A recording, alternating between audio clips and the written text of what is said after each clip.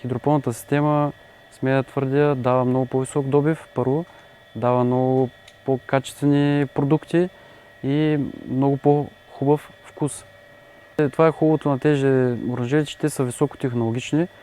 Всичко, което се използва вътре, говоря за напояване на вода, за торовете, които се използват, всичкото се циркулира, имаме филтри, имаме автоматизация, която прави преработката и всичко, което даваме на растенията, след това го връща обратно пак го рециркулираме и пак го връщаме в растенията.